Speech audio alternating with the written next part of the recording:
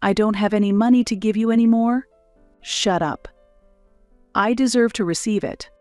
Our grandmother quietly said, "Do as you please," and hung up the phone. At that moment, our grandmother was angrier than I had ever seen her, her forehead furrowed with wrinkles. My name is Daisy.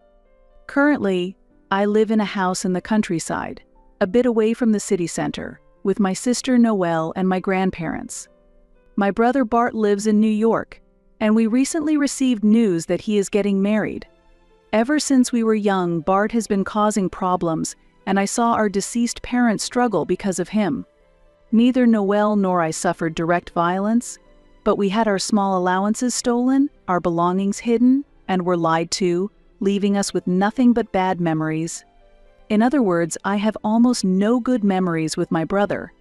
In his senior year of high school, as he was preparing for university entrance exams, Bart expressed a desire to go to a university in New York and live alone there. Our parents were worried about him living alone, especially moving to New York, and were opposed to it.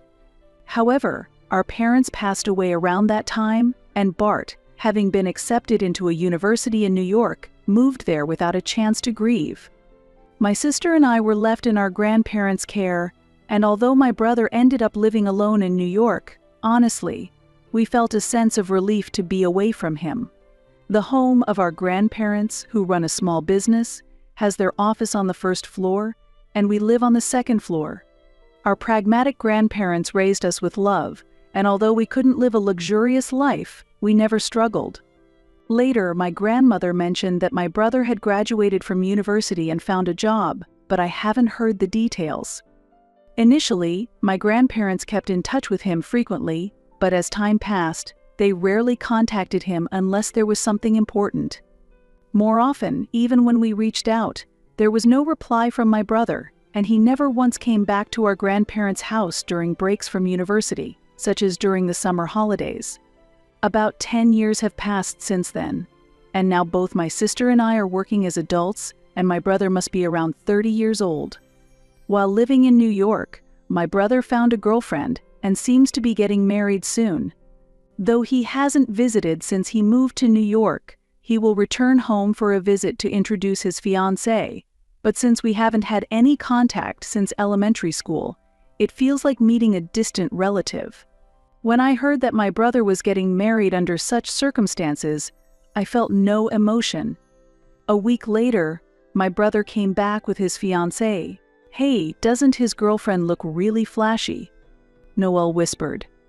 Indeed, the woman my brother brought was decked out in jangly accessories and wore quite heavy makeup. I wonder if this was the type he liked. I don't know. Uninterested in my brother's preferences, I responded nonchalantly, "Nice to meet you. I'm Holly, and I've been dating Bart." Despite her out-of-place attire, Holly greeted us politely. I had initially judged her negatively simply because she was my brother's girlfriend, but I reconsidered, thinking she might actually be a nice person. "Thank you for having us. We'll be taking our leave now. We live in the countryside, but please feel free to visit us again." I was worried because it's Bart, but I feel relieved seeing he's with someone like you, Holly.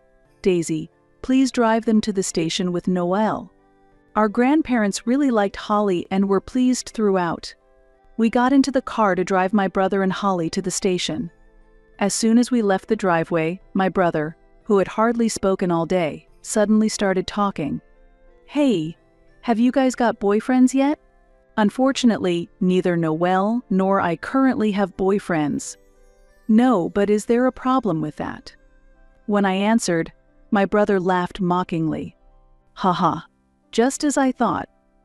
It's impossible for plain girls like you living in the countryside to have boyfriends." He insulted us, and Noelle and I exchanged looks. His lack of compassion hadn't changed even after 10 years. "Don't talk like that. It's cruel to them." I thought someone was reprimanding him, but that wasn't the case. Holly joined him in mocking us and continued, "Your brother set up his own company without anyone's help.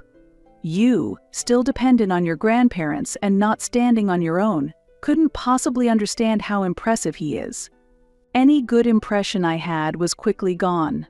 This might be Holly's true nature. You think I'm flashy, right? But you know, this ring, these necklaces, and the wristwatch were all bought by Bart with the money he earned through hard work. Unlike you, who have everything handed to you, there's a difference between you and Bart. She tapped her head with her finger, as if to point out that she was smarter. I was stunned by Holly's condescending tone. I had never heard before that my brother was running a company. However, comparing our lives, having been living comfortably under our grandparents' care, to my brother who moved to New York on his own, she might be right. That's the thing. Unlike you, who were raised in a greenhouse, I climbed up here on my own strength. If anything happens to Grandpa's company, leave it to me. You wouldn't understand how to manage it, would you? I'm kind enough to let you live in the attic, he said. Aha! Holly laughed loudly, as if she agreed with him. The car was completely dominated by their pace, and the discomfort was indescribable. The station began to appear faintly in the distance. The brief 10-minute ride felt incredibly long. Just make sure you take care of the old folks until they drop dead, he said as we parked the car. I clenched my teeth in anger. I think Noelle felt the same, but she didn't retort. It was hard to understand why he would demean our grandparents so much, and I knew trying to understand his reasoning would be futile. I'm worried about Grandma and Grandpa, but since he has done no harm to them, let's just wait and see a bit longer. On the ride back, we decided to keep silent. I really wanted to tell our grandparents everything right away and keep my brother and his girlfriend away from them. However, recalling the happy faces of our grandparents earlier made it hard to speak up immediately. After that, for a while there was no contact from him as before. Of course, I wouldn't contact him under any circumstances. I disliked even hearing his and his girlfriend's voices, let alone seeing their faces. Then, unexpectedly, an incident occurred. Hello, Daisy. I received a call from Grandma during work, her voice sounding anxious from the other end. Grandpa fell down and has to be hospitalized. Hospitalized? What happened? Grandpa had apparently fallen while riding his bicycle and hit his head. There was no life-threatening injury, but he needed to be hospitalized for examinations just to be safe. I'll finish up work quickly and come to the hospital as soon as I can. Then, Grandma's unexpected reply came. That's all right. Bart said he's off today and he'll visit to check on him. Bart is. It was out of character for my brother to voluntarily offer to visit. There must be an ulterior motive. Yes, I just talked to Bart on the phone about Grandpa, and he said he would come. He should be arriving soon. While I doubted that he would directly harm our grandparents, I couldn't shake off a sense of unease. I wanted to go back right away, but piles of unfinished work made it difficult to leave immediately.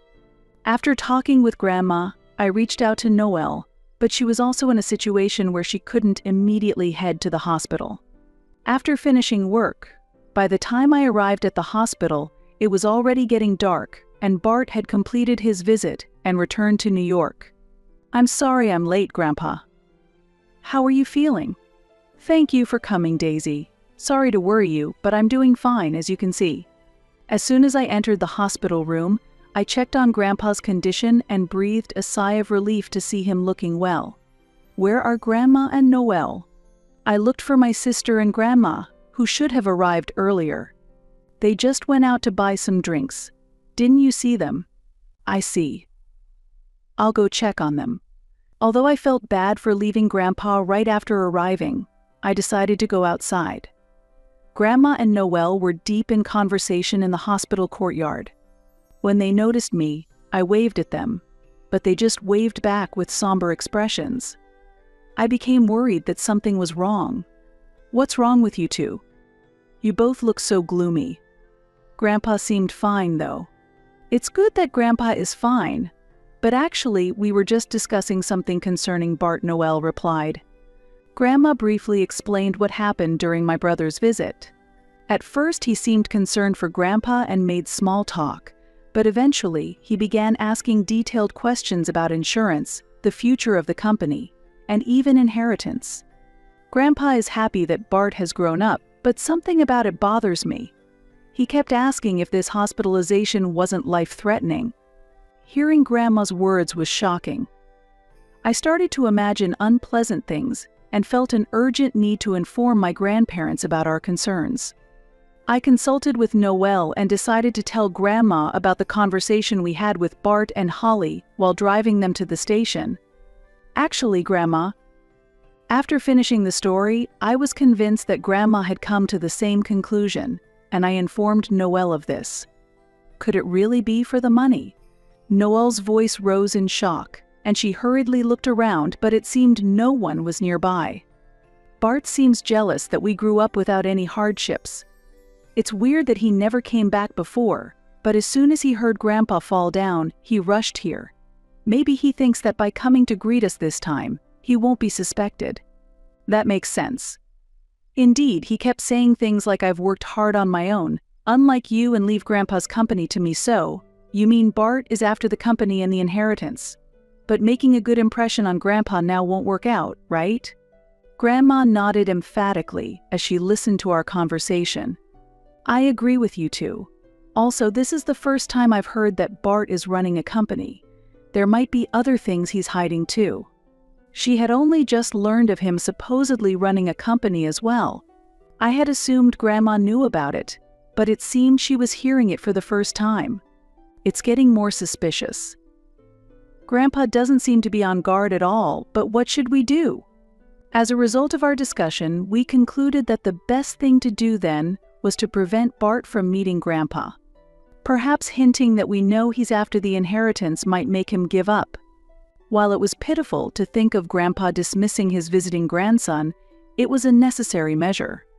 Indeed, the day's visit was likely calculated to ingratiate himself with Grandpa to secure a larger share of the inheritance.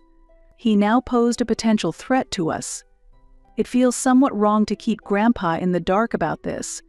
At Noelle's words, both Grandma and I nodded solemnly. That night, following our discussion, Bart called Grandma. The three of us exchanged glances and switched the phone to speaker. I want to visit again tomorrow with Holly, he said. You don't need to visit again. I don't know what you're thinking, but even if something happens to Grandpa, there's no more money left for you. Though Grandma's words about having no money left felt slightly off, it seemed he understood. Grandma, why would you say that? I'm just coming to visit Grandpa. Listen, all siblings are equal. I've said that many times before. Grandma's calm voice contrasted sharply with his rising anger. What do you mean, equal? It seemed the word equal triggered something in him, and his voice grew harsher with irritation.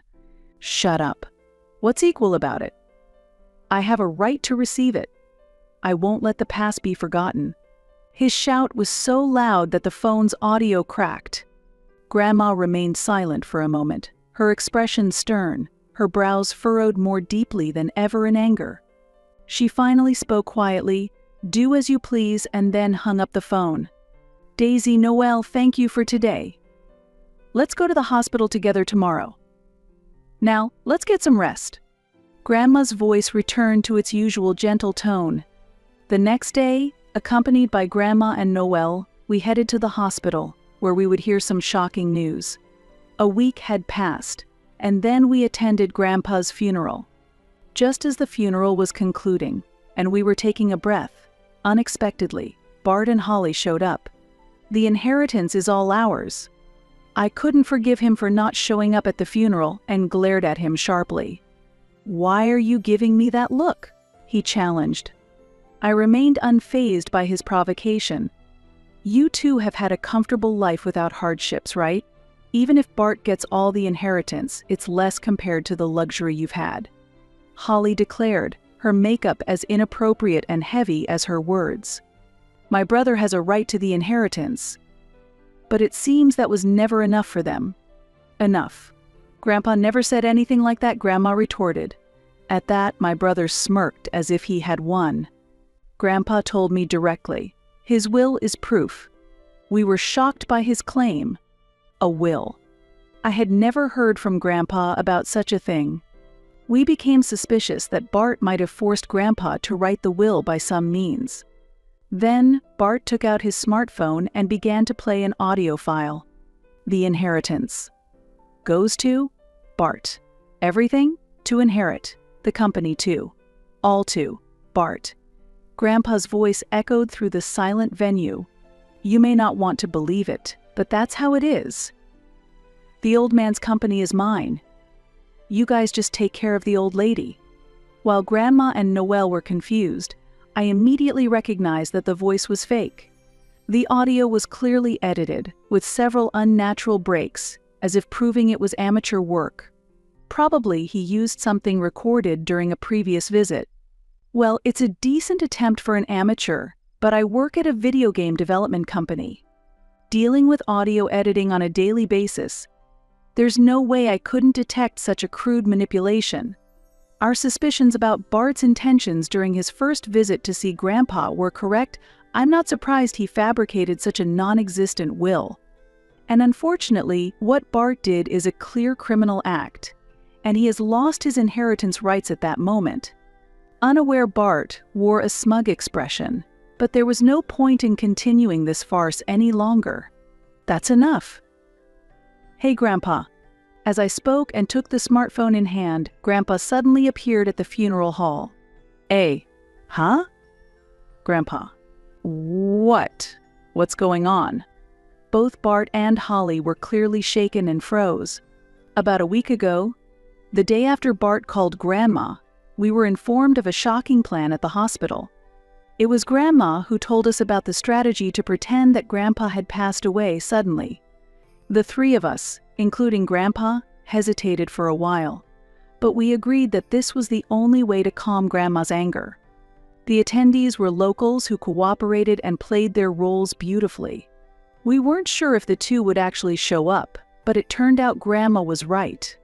What is this supposed to mean? You think it's acceptable to deceive me, your own blood relative? Bart started shouting in anger, but Grandpa sternly reprimanded him.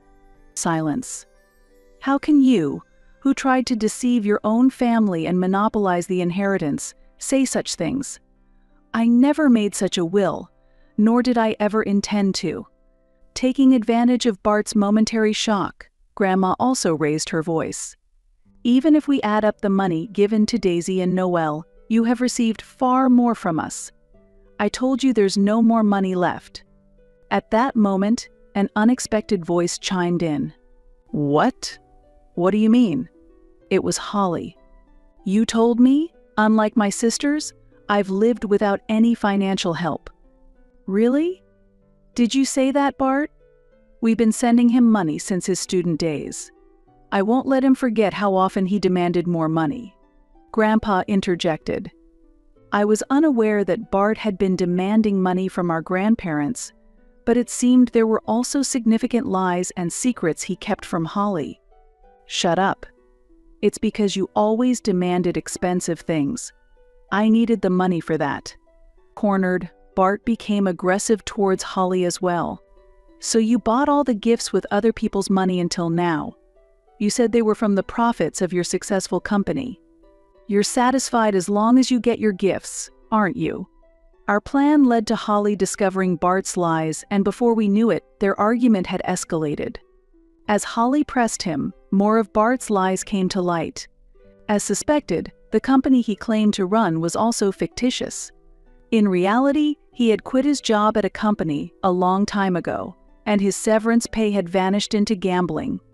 When Bart ran out of money, he would beg our grandparents for more, then lie to Holly about securing a big contract, and spend it on gifts, meals, and trips.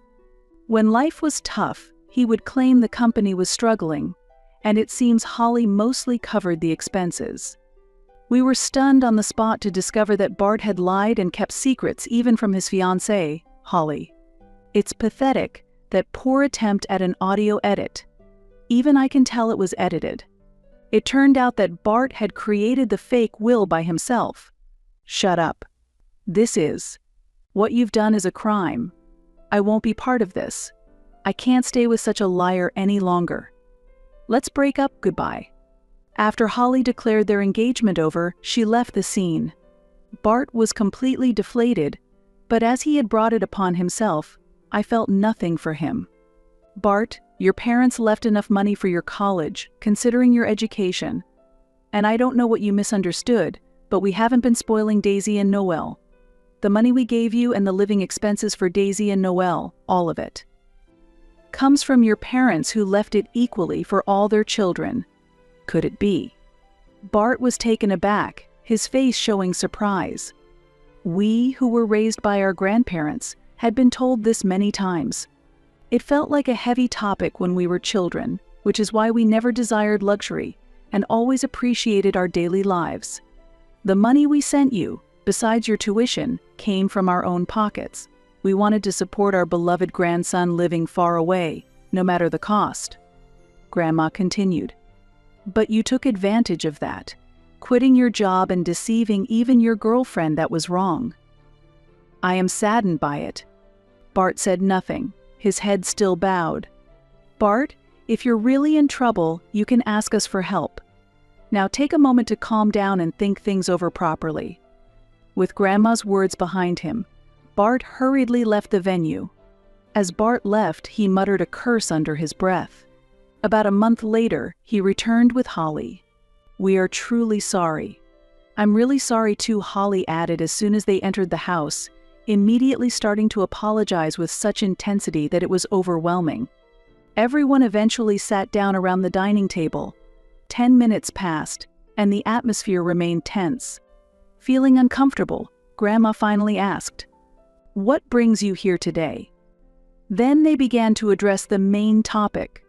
You know, I always thought Daly and Noelle were living a luxurious life. I truly believed I was the only one suffering. Bart explained.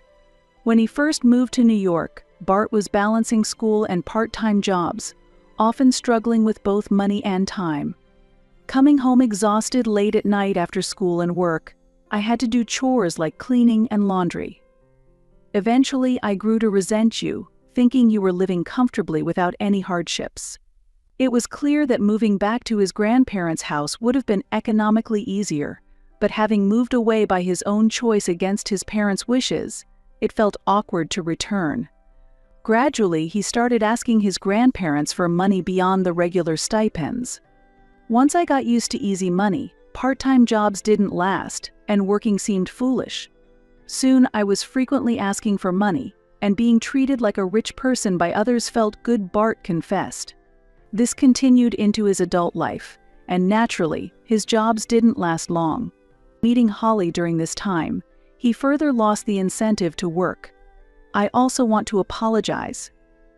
I'm truly sorry. It might sound like an excuse, but I was blinded by love for Bart.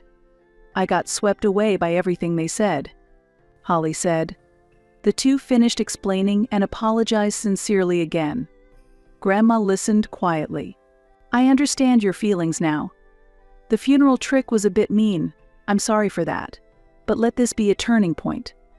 From now on, please show us your sincerity through your actions, not just your words. Grandma showed a certain understanding of Bart's words and seemed to no longer be angry. I honestly still haven't sorted out my feelings, but I don't think that everything Bart said was a lie. Of course, the same goes for Holly's words. Meanwhile, Grandpa, although he didn't voice it, had a complex expression on his face. I wonder if he feels the same as I do.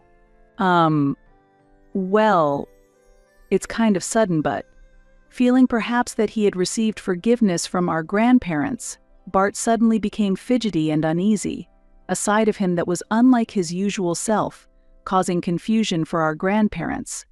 Grandpa, could you possibly employ me?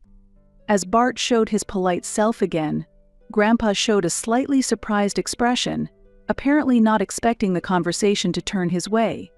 You really need to get Grandpa's forgiveness for this whole situation, Noelle chimed in, causing everyone to look at Grandpa. Well, let's set a probationary period and see how it goes. Grandpa finally said. It was still too soon to fully trust everything Bart said. However, everyone seemed relieved that Grandpa did not refuse outright. By the way, Holly, you're wearing natural makeup today. different from usual. I ventured, taking advantage of the lighter atmosphere to ask about something that had caught my attention. Holly's makeup was very natural and suited her well. Yes, this is actually more my style. Bart prefers heavier makeup. That conversation led to a broader discussion about the changes Bart and Holly had undergone over the past month. After the staged funeral, Bart immediately told Holly everything and sincerely apologized. Seeing this side of Bart, Holly decided to give him another chance and chose to stay. It seemed Bart was deeply grateful that Holly had returned, as he hadn't expected her to give him another chance after his apology. By the way, what would you have done if we hadn't shown up at the funeral home? Bart asked. Grandma answered simply. Of course, we would have continued pretending until the memorial party. Grandma replied with a mischievous twinkle in her eye. Hey, you were planning to keep Grandpa dead that long? Bart exclaimed in mock outrage. Laughter filled the living room. Bart, seeming as if a weight had been lifted, showed a bright smile, and Holly looked at him with a face full of happiness. Reflecting on the events that led to their reconciliation seems unbelievable, but now, bonded by a strong connection, they will surely overcome any challenges together in the future. After proving himself during the probationary period, Bart was officially employed at Grandpa's company, and he and Holly moved into the neighborhood. Grandpa, influenced by these events, began to take both the company and the future of the family more seriously, deciding to groom Bart as his successor. Since then, whenever our days off align, everyone gathers for meals or goes out shopping together. The previous conflicts have disappeared, and a harmonious atmosphere prevails. Seeing these happy moments, I sincerely hope that this peace will continue forever. A daughter-in-law is like an ATM if you oppose. Divorce awaits, my mother-in-law cheerfully exclaimed over the phone. She has always derived joy from being harsh to me, subjecting me to many unpleasant experiences. Since my father-in-law passed away, I thought she felt lonely, so I endured it. But I had already surpassed my limit of endurance. Furthermore, my mother-in-law had a serious misunderstanding. It was not just one or two things. It was a decisive misunderstanding. I took a deep breath and informed her of a certain truth. Right after that, I could hear her scream from the other side of the phone. I, Helena Wright, am a 46-year-old housewife, juggling part-time work and household chores. My friends and acquaintances describe me as someone who doesn't get upset easily and has a strong mental. A while after starting my career, I met and married Brant, a man my own age. We hit it off the first time we met, but the occasion was a mixer I was invited to by a friend. Just when I was thinking about taking a break from romance, my friend meddled too much and set up the mixer, saying, "This will delay your marriage prospects." The mixer was organized by my friend to meet men herself, but I felt like I was being used. Reluctantly attending the mixer, I sat at a corner seat and ate and drank alone, not wanting to stand out. Then, glancing around, I saw someone at the opposite table also diminishing their presence and drinking. Our eyes met and we started talking somewhat naturally. That person was Brant, whom I would marry later on. It's quite tough for both of us, isn't it? As it became clear neither of us was enjoying the mixer. Brant made such a comment with a wry smile. His smile at that moment looked endearingly indescribable. After the mixer ended, I exchanged contact information with him.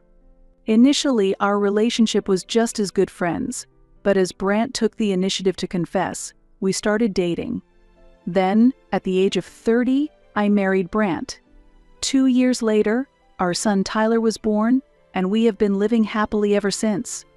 Brant's parents live hours away by train, and we lead lives far apart from each other. When I decided to marry him, the distance actually felt reassuring. That's because every time my mother-in-law saw me, she would hurl harsh words at me. "Did you really marry such an unfeminine woman, Brant? Someone cuter would be more suitable for you." The first time we met, I thought she was just looking me over, but then she suddenly said that. I was so shocked that I froze. It was my first time being addressed so rudely upon meeting someone, and I didn't know how to respond.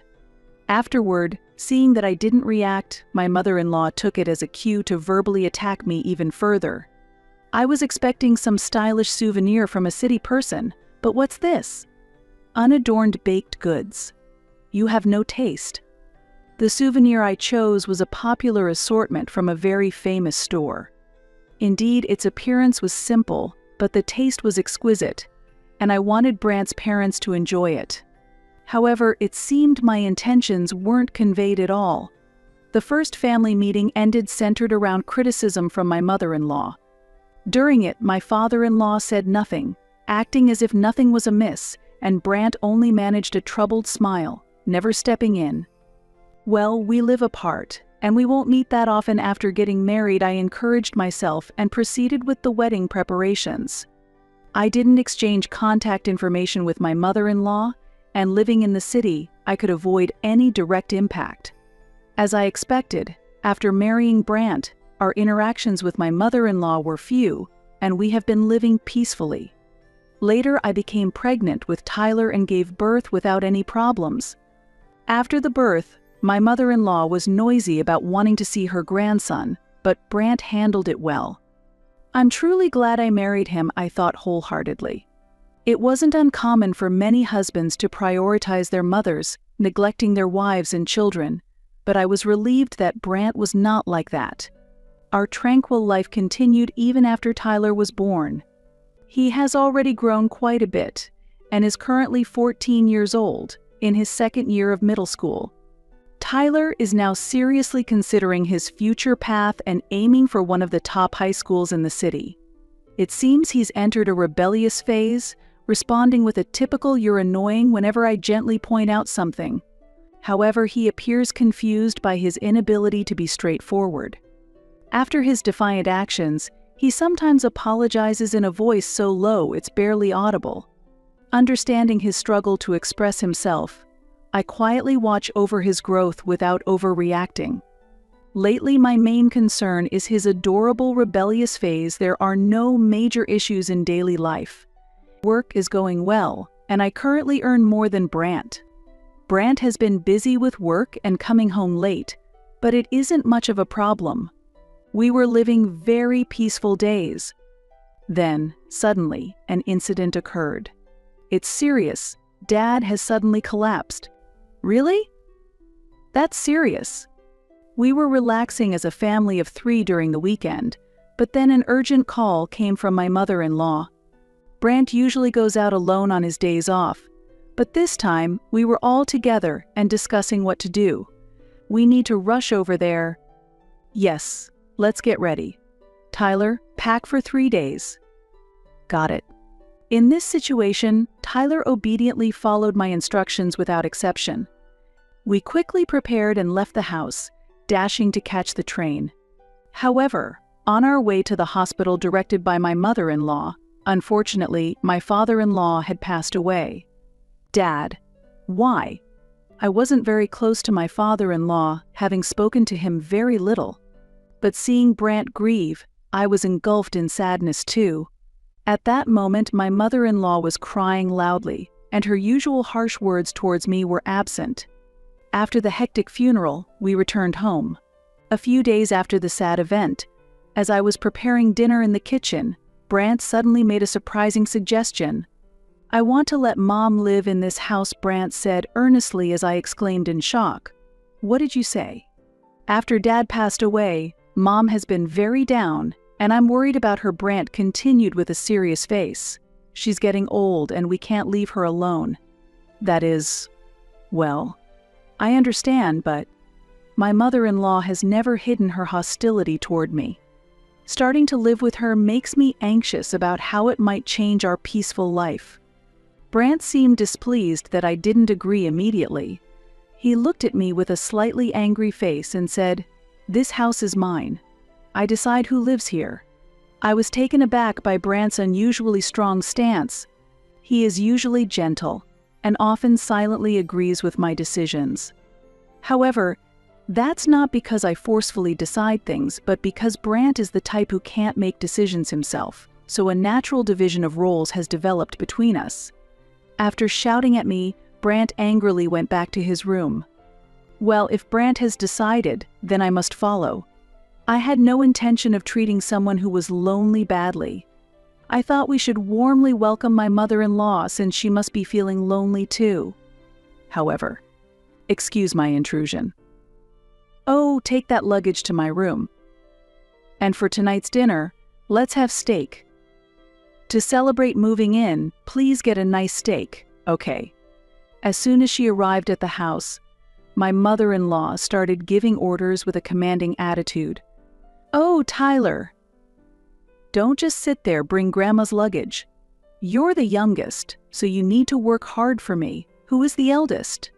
While she doted on Tyler, she considered herself the most important member of the family and naturally adopted a commanding tone. Tyler, with a troubled look, did as his grandmother said. Tyler understood that arguing back would only make the situation worse. Come on, move it. This is no time to be zoning out. Under my mother-in-law's commands, we were forced to hustle.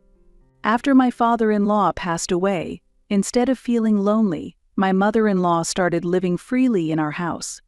It would be one thing to just tolerate her whims, but as soon as we started living together, she began harshly bullying me. What is this?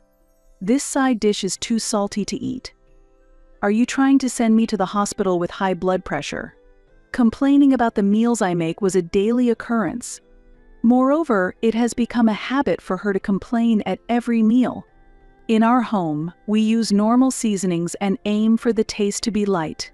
Tyler and Brant preferred meals with light flavors. Yet, despite this, my mother-in-law complains that the food is too salty. It is clear that she is nitpicking to annoy me. Furthermore, she constantly complains about laundry, cleaning, and all household chores. One day, reaching my limit, I handed her the vacuum cleaner and retorted, "If you say so much, please show me an example. I would like to learn from you."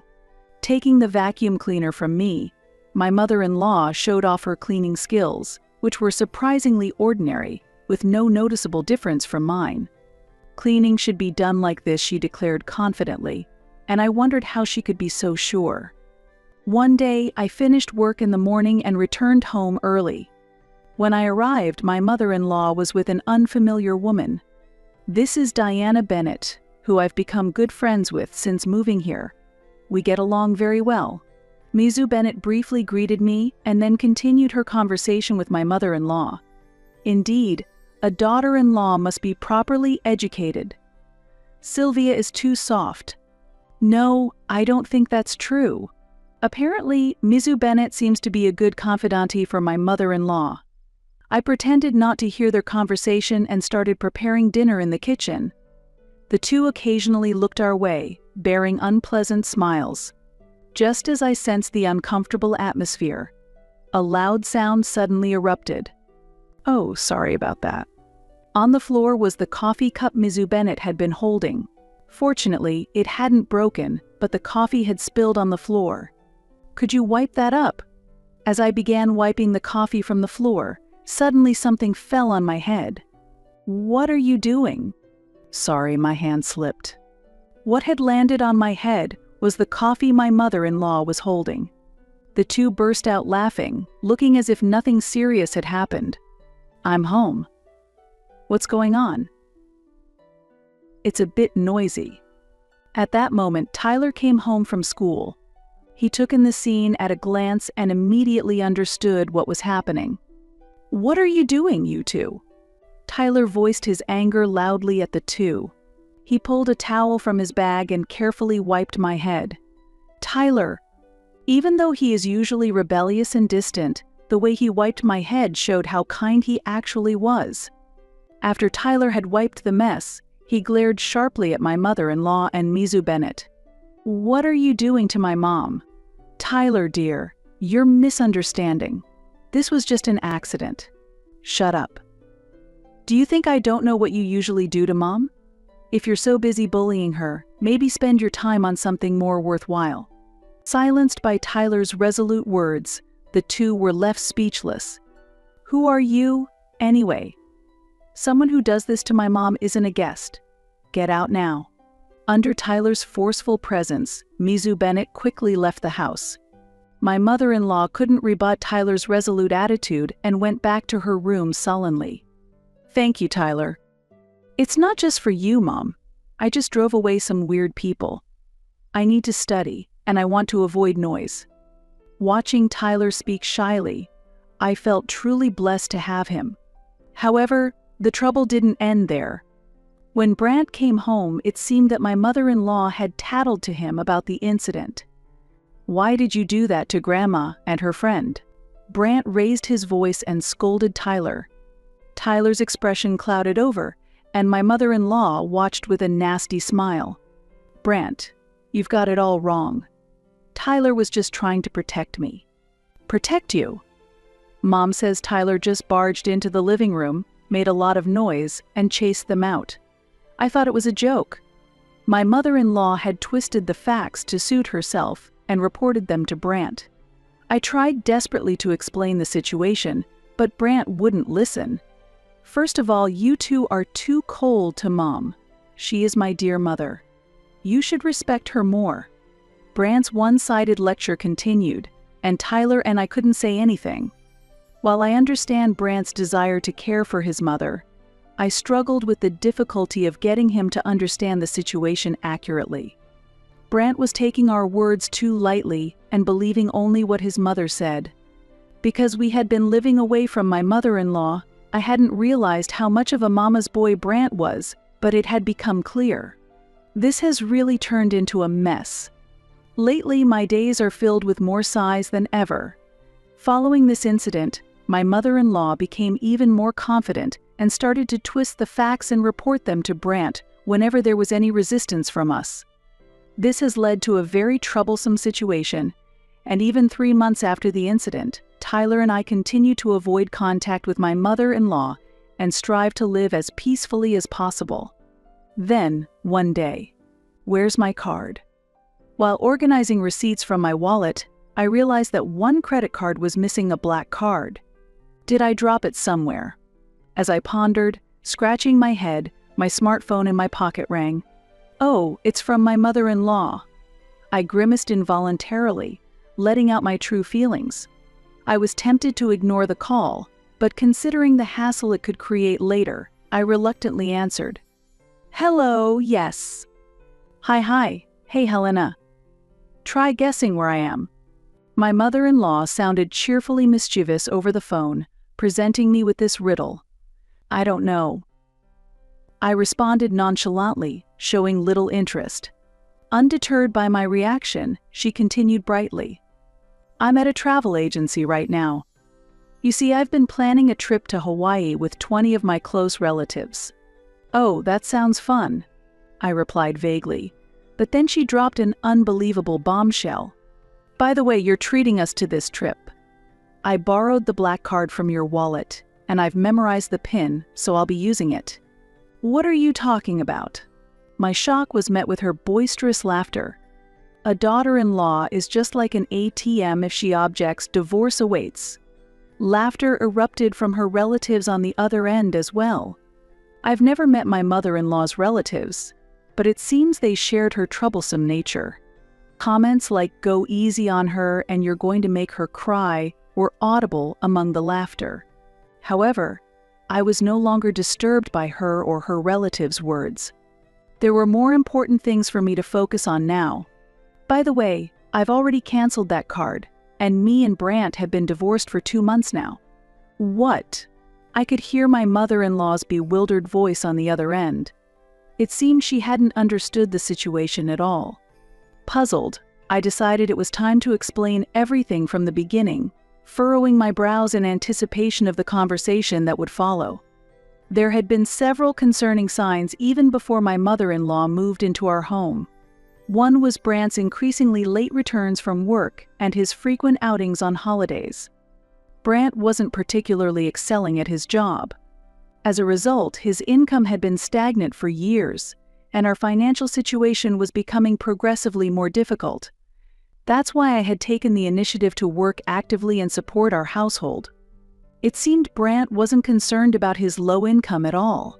He appeared to believe, "We can live comfortably with this salary, and there's no need to push ourselves too hard," but in reality, our financial stability was only due to my hard work.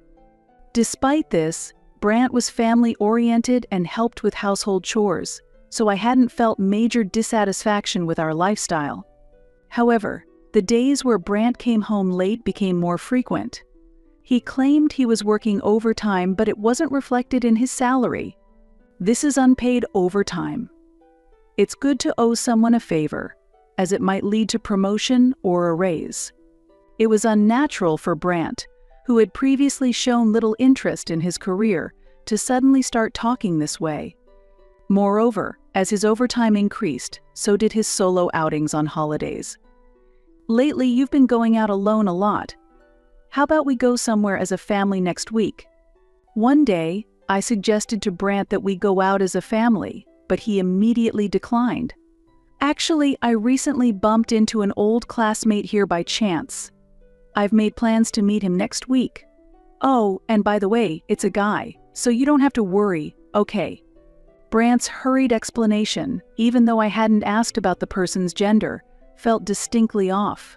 From that conversation, I sensed something was amiss and began to discreetly investigate Brant's activities.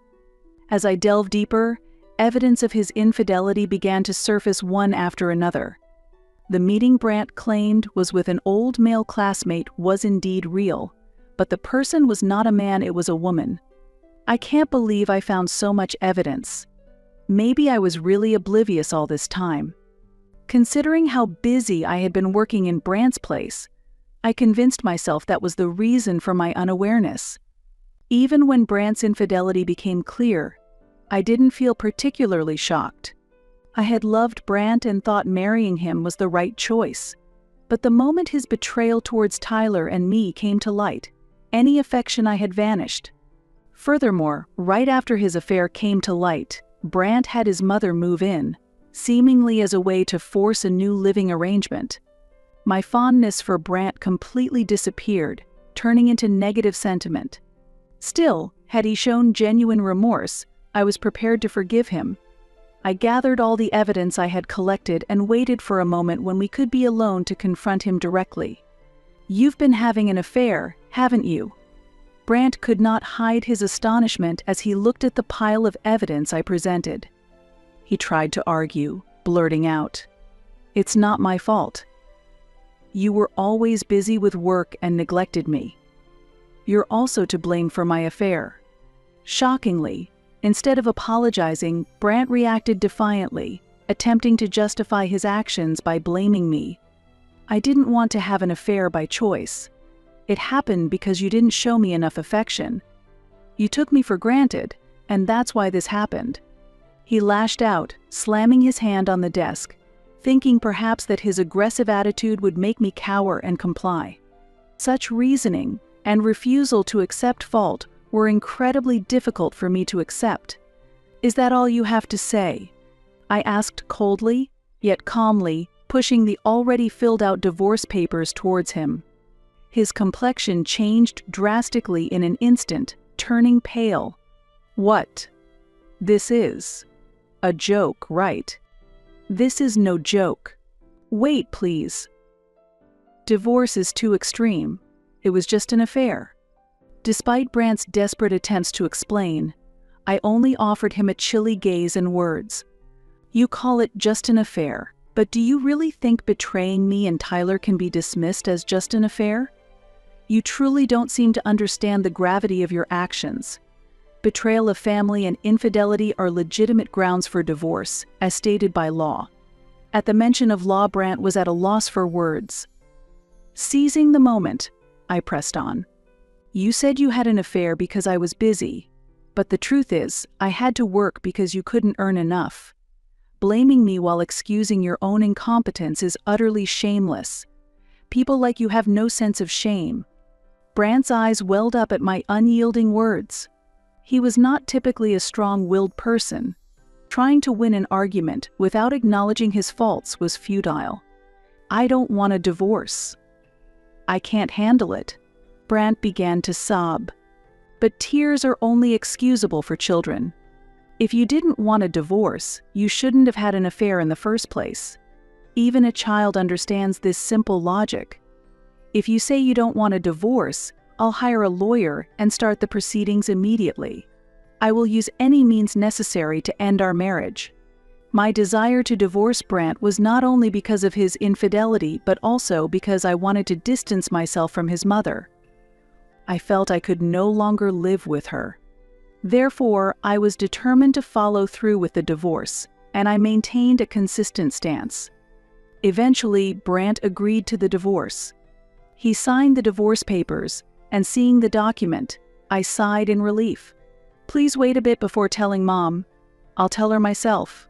She might be shocked and upset," Brant said. Though surprised by his thoughtful request, I agreed. "All right. In the meantime, I'll prepare to move out. Also, I will have custody of Tyler. It would be difficult for you to support both him and your mother with your income," I stated. Brant nodded silently, saying nothing more. The divorce papers were promptly filed. Regarding the division of assets and child support, those issues would be addressed at a later date. Brant and his affair partner need to be held accountable for their actions. So Brant still hasn't told you. I've been living here just to get ready to move out. I've recently found a new place, and I'm getting ready to leave next week, I explained. Throughout the conversation, my mother-in-law had remained silent on the other end. It seemed that the facts I relayed had shocked her deeply. "If you're not going to say anything, I'm going to hang up," I added. At this, my mother-in-law reacted with an exclamation of surprise. "How could you do this? Why would you divorce without my consent? There's no need for family consent to get a divorce. There is no such rule. What are you trying to say?" I responded calmly. All she could do was groan in response. Then, a woman's voice, presumably from the travel agency, could be heard. "I'm sorry, but this credit card cannot be used. There's a charge of $20,000. How would you like to proceed?" Unbelievable. My mother-in-law had tried to charge $20,000 on my black card without my permission.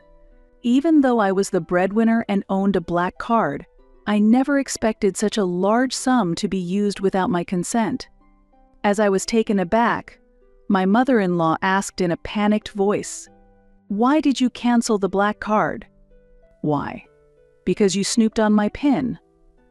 I mentioned earlier that you had peeked at it without permission. Did you think I didn't notice? There was an incident when we dined out with 4 people, including my mother-in-law. I had no cash at hand, so I used my black card to pay. The moment I pulled the card from my wallet, I saw her eyes gleam noticeably. And afterwards, she continued to watch the movements of my card closely. Clearly, my mother-in-law had a financial obsession. I knew she was interested in imposing financial burdens on me, but I never imagined she would target my black card. Nor did I expect her to sneak up behind me during a payment to steal my PIN. She might have thought she was being sneaky, but I could clearly hear her heavy breathing. After that incident, I immediately canceled the black card. Since I rarely used that card and had other credit cards, there was no inconvenience caused by its cancellation. "So, you will have to make the payment yourself," I told my mother-in-law. She was at a loss for words again, clearly not expecting that her snooping had been discovered. She probably thought it was a perfect plan where she could travel for free and continue her mistreatment of me. But I am not so naive to fall into such a simple trap. From the other end of the phone, I could hear the voices of the relatives. "Sylvia, what do you mean you can't pay? What's going to happen with the Hawaii trip?" Their frustration was mounting, and I could hear my mother-in-law scrambling to make excuses to her relatives. Feeling that continuing this conversation would be a waste of time, I sighed and said, "Then, I'll be hanging up now." Wait a minute. My mother-in-law was still trying to say something, but I mercilessly ended the call. With a look of disbelief, I organized my wallet and then immediately began packing for the move. I didn't have many personal belongings, so the packing would likely be finished quickly. After organizing my own things, I planned to help Tyler. But this plan was interrupted by the sound of the front door slamming open. Frantic footsteps rushed towards my room. "What do you mean by this?" "You've made me look foolish. Welcome back. How was your trip? The payment is on hold. You come with me to the store right now. You're paying the $20,000. As my mother-in-law ranted, I gave her a look of anger. Never having seen such a reaction from me before, she was visibly shaken. "Why should I pay for your travel expenses? Brant and I are divorced, and legally we are strangers. Please understand that fact properly. How can you speak to your mother-in-law like that?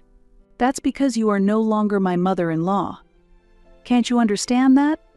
Are you stupid?" My words struck home without restraint, causing her face to rapidly lose color. Previously, I had been somewhat lenient because she was Brant's mother, but I had decided that was no longer necessary. When my mother-in-law glared at me tensely, she snapped, "Do whatever you want. It will be a relief if you're gone.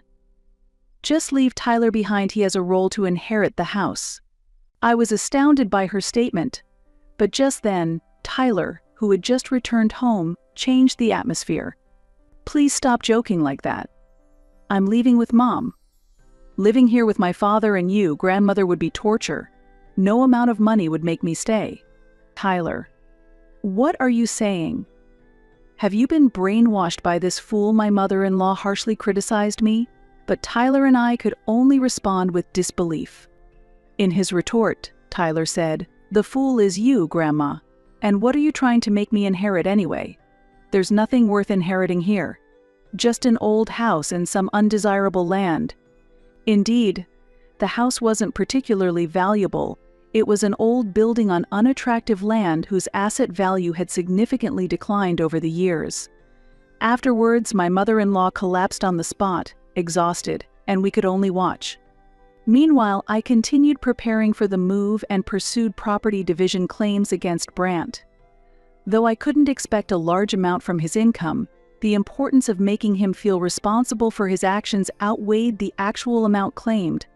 I also demanded an apology from Brant's affair partner and ultimately held them both accountable. Although the property division might have been a small amount for Brant, it was a significant blow for him. He ended up depleting his savings and even selling personal belongings to manage his daily expenses. As they struggled financially, my mother-in-law, who couldn't curb her wasteful spending, did not seek employment. Eventually, Brant was forced to let go of the house and land, which were hardly worth anything. The little money gained from the sale was all that remained for his living expenses. They moved into a dilapidated apartment, facing numerous difficulties day by day. Finally, my mother-in-law managed to find work, but her difficult personality made it impossible for her to keep a job for long.